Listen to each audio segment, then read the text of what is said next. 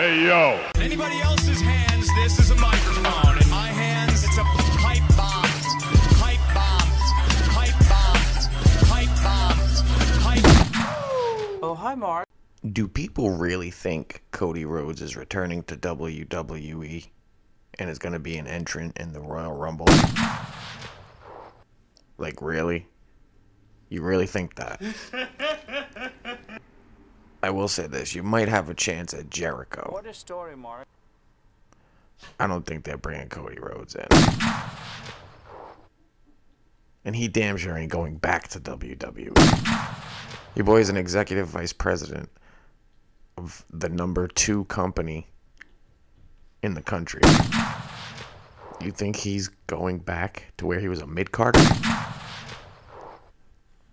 I don't know about that. What? Just because WWE is playing nice with Impact and maybe New Japan. What? Maybe they'll bring in NWA. What? But I don't think the same offer is going to extend to AEW. I just don't. I don't think we'll see any AEW people on the Royal Rumble. Impact, NWA, maybe some old Ring of Honor guys will show up. I don't think you'll see any AEW people show up in the Royal Rumble. And if they do, What? don't expect them to win. Because we all know none of them are going to win. Especially an AEW person. They are not letting an AEW person win their Royal Rumble. What? You would have a better chance of an Impact wrestler winning the Royal Rumble before you get an AEW wrestler winning the Royal Rumble. Although, what if all these feelers that WWE is sending out talking about they're interested in MJF and they're interested in Wardlow? What? Maybe that's them extending the olive branch for those 2 particular people to come into the WWE. That is a possibility. That's a slight possibility. But other than that, I don't see any AEW people coming. And regardless, none of them are winning. They might bring in the people from Impact, NWA, Ring of Honor, and all the other places to spite AEW because AEW fumbled the ball with their cross-promotion thing. So maybe this is something that WWE is doing just to spite AEW. Maybe to cut their legs off at the knees, take away all of their forbidden door talent that they can potentially bring into AEW if they start working with all the other promotions. They're sly like that. Very cunning. Very calculated like that. It's not crazy to think it's true. Or a possibility, at least. Because MLW, they filed a lawsuit for, interference? Corporate interference or something like that? Regardless, I don't think we're going to have to worry about any of that because I think it's very highly unlikely we're going to see anybody from AEW show up in the Royal Rumble. Sorry to burst your bubble. Boo this man! Because not for nothing, if you think about it logically, AEW's been taking shots at WWE since like their first show. Impact at least learned their lesson and stopped talking shit 10 years ago.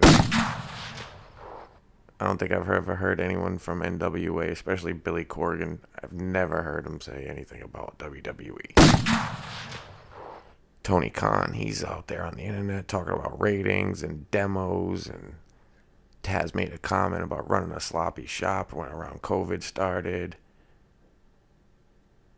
I really don't think we're going to get any AEW people. No Cody.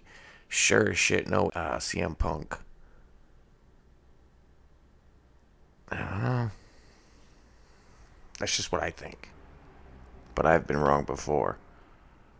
I did just recently do a video about Eddie Guererro. And the title was a little clickbaity. I said he's a B+ player. Nobody even watched the video. They just lambasted the headline on the post. So, I don't know. I still stand by it. I don't think he's a legend. I think that word gets thrown around too loosely. I think there's really only about 5 or 6 real legends, and that comes down to contributions to the business and where they left it, not personal opinion or preference. So you can have your Mount Rushmores. That's subjective. But as for legends, there's only about 5 or 6. And they're the cliched. You got Hogan, Flair, Austin, Rock, You're welcome. San Martino, and we'll throw Piper in there, and I'll explain why. Hogan, because he brought wrestling to the mainstream. Okay, I said I brought Piper in there because him and Hogan launched WrestleMania, and that's still going strong. It's the biggest wrestling event of the year every year. Flair, because he set the blueprint for a wrestling heel that's still being copied today. He's being shouted out in rap songs and all sorts of shit. He's in the public zeitgeist. So he's a legend. Austin, because he was the biggest draw, without a doubt. He comes back, he still gets a massive pop. Biggest draw ever. Probably won't be topped. This is the part where most of the Meltzers will say, well, what about Roman and what about Cena? Cena was the top merch seller for his era, and Roman's the top guy in his era. Well, they don't have 8 million people watching their show each week. Austin did. 8 million people a week to watch their show. 2 million people a week for the new stuff. Sorry, let me finish off this list of why these people are legends. The Rock, because he became so mainstream. He's the biggest, highest paid Hollywood actor right now in the world. And San Martino, because he held the title for like 5 years. What? Nobody's going to touch that record today. So to call Eddie Guerrero a legend, Hall of Famer for sure. And he earned it. But legend, what did he really contribute? Because I first became aware of him in WCW. And he wasn't even my favorite cruiserweight. I didn't even think he was the best cruiserweight. The only memorable moment he had was when he poured coffee on himself in WCW. When he left with the Radicals, I don't think he was the best member of the Radicals. He didn't have the best frog splash. D'Lo Brown had the best frog splash, then Rob Van Dam. Then the guy Eddie stole it from, Art Barr. He did win the title for Brock Lesnar. Cool. What else did he do? He got his big break from China. And that angle, the Latino heat angle. What did he really do to become a legend?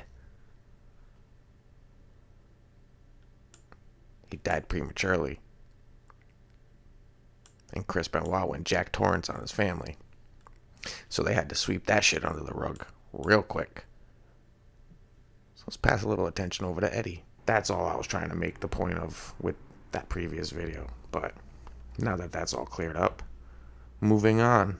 Why does AEW keep blowing their surprises weeks before the surprise is supposed to happen? Because then that's not a surprise. Don't believe me? Go back and watch the Brody King debut. The fans were already chanting his name before he even showed up on camera. What kind of surprise is that? They already ruined Moxley's return. They already announced it. Like, wouldn't it have been much better if you just heard his music hit and he comes walking through the crowd like, oh, I'm back. Starts raising hell? I think